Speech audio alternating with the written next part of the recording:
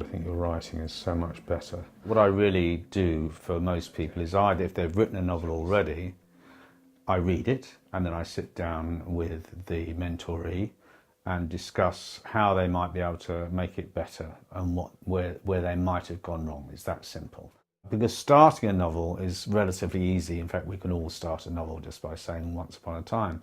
What I'm concerned with is how do you finish a novel? How do you get from the beginning to the end? And that's partly a matter of that I can't help with is durability, patience, self-discipline.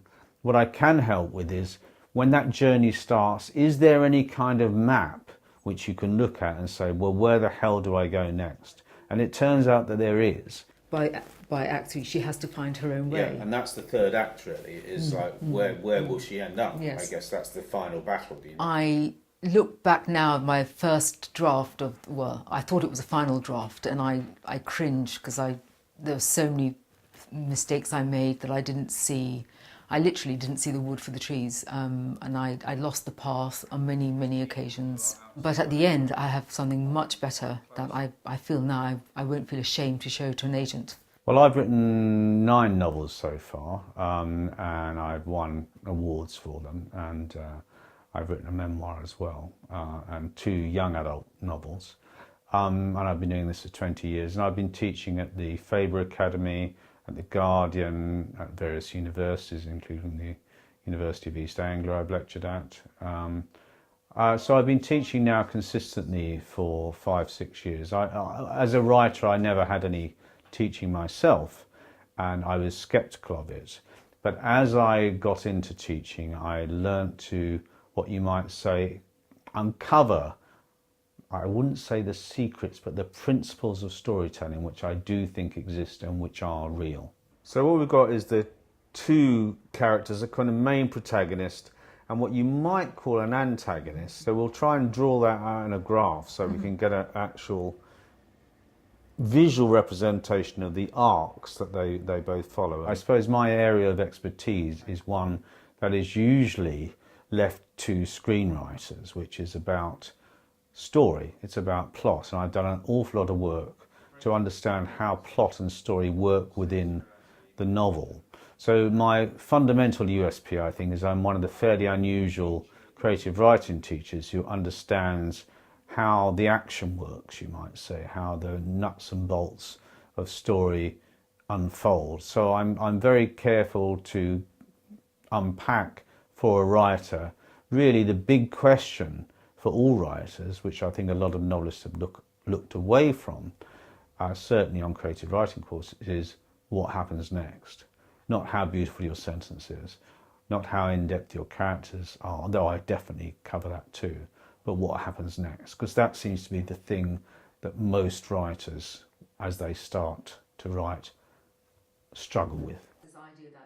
I do understand how personal a novel is, and what a sensitive and delicate area it is for any writer to talk about. You know, it's them.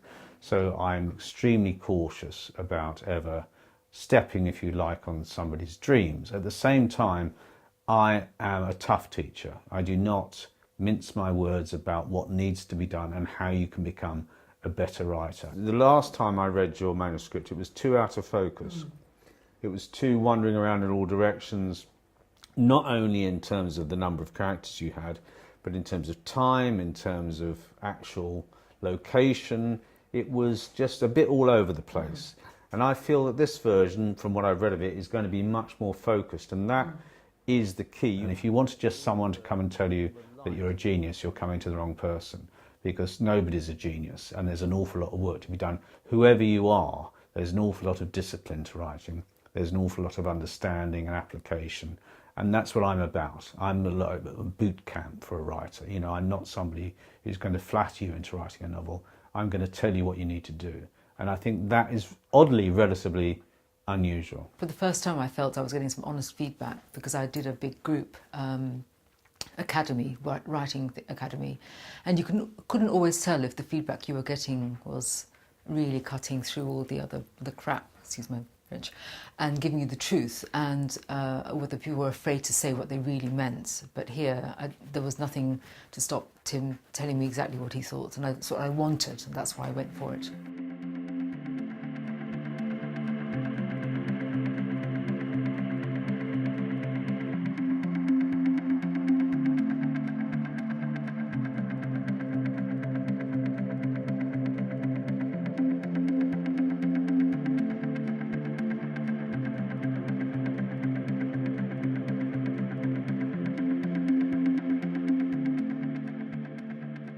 I use my imagination and mind as a writer to suggest things.